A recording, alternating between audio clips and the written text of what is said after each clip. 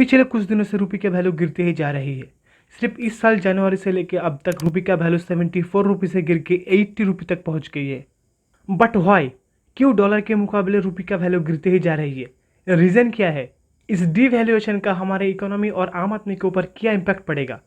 And most importantly, क्या हमारा रुपये वीक हुआ है या फिर डॉलर स्ट्रांग हुआ है? आइए जानते हैं आज की इस वीडियो में। रुपये डिवैल्यूएशन का पहला रीज़न है फॉरेक्स रिजर्व का कम होना। अकॉर्डिंग टू आरबीआई, जून महीने में Indian forex reserve 4.6 billion dollar से घट के 596 बिलियन डॉलर की रह गई है। फॉरेक्स रिजर्व कम होने के पीछे रीज़न है एफसीआई यानी फॉरेन करेंसी एसेट की कम होना। इंडियन फॉरेन करेंसी एसेट में 4.5 बिलियन डॉलर का डिक्लाइन हुआ है। रुपये डिवैल्यूएशन का दूसरा रीज़न है देश की बढ़ते ट्रेड डेफिसिट।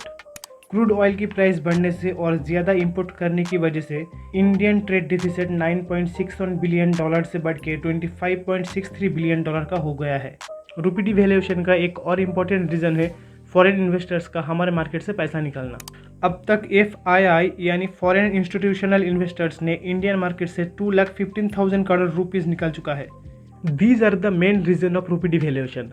अब बात करते हैं इस डिवैल्यूएशन का इम्पैक्ट क्या होगा। तो करना सबसे बड़ा इम्पैक्ट पड़ेगा इंपोर्ट्स के ऊपर, यानी इंडिया का इंपोर्ट कॉस्ट और बढ़ जाएगा। अगर आपने मेरा हॉट इफ $1 इस वीडियो को देखा होगा तो आपको पता होगा इंडिया एक इंपोर्ट ओरिएंटेड कंट्री है, स्पेशली ऑयल जैसी चीज़ों में।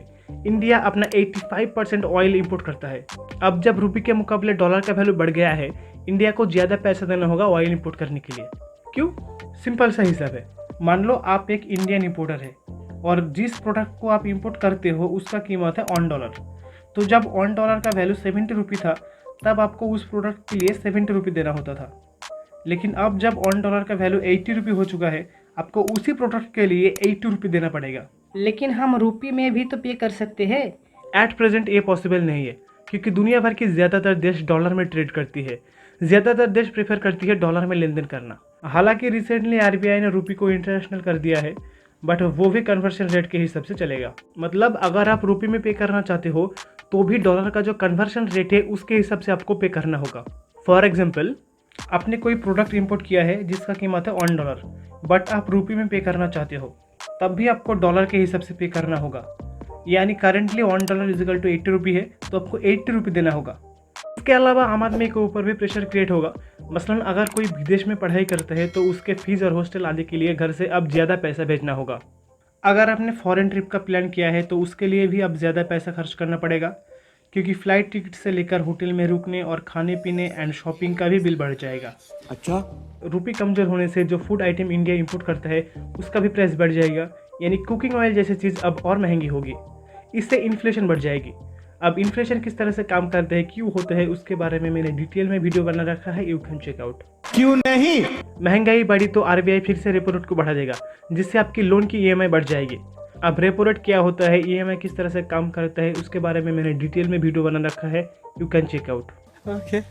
इन सब में जो एक्सपोर्टर है, यानी जो देश के बाहर किसी प्रोडक्ट को एक्सपोर्ट करते हैं, उनको फ़ायदा होगा। ऐसा क्यों? क्योंकि इससे पहले उनको $1 के प्रोडक्ट को एक्सपोर्ट करने पर कन्वर्शन रेट के हिसाब से 70 रुपये मिलता था। लेकिन रुपये का वैल्यू गिरने के बाद अब उनको सेम $1 के प्रोडक्ट को एक्सपोर्ट करने पर 80 रुपये मिलेगा। इन शॉर्ट, जितने भी लोग इंडिया में रह के डॉलर में अर्न करते हैं उनको फ़ायदा होगा। सही बात है। अब एक और क्वेश्चन रह जाता है कि हमारा रुपये वीक हुआ है या फिर डॉलर और स्ट्रांग हुआ है।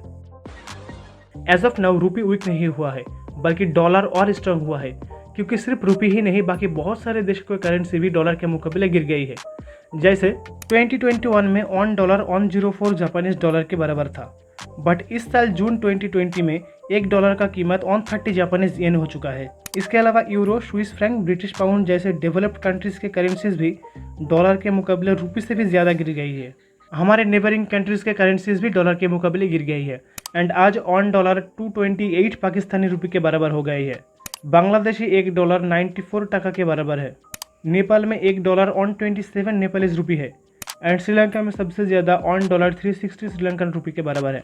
श्रीलंका के करेंसी इतना लो होने का रीज़न है श्रीलंका की इकोनॉमिक क्राइसिस। इसके ऊपर भी मैंने डिटेल में वीडियो बना रखा है, you can check out. Description पर आपको वीडियो मिल जाएगा। चल। I hope you like the video. अगर ये वीडियो आपको इन्फॉर्मेटिव लगी हो तो इस वीडियो को शेयर कर देना, और इस तरह की इकोनॉमी से रिलेटेड वीडियो देखने के लिए सब्सक्राइब टू द चैनल।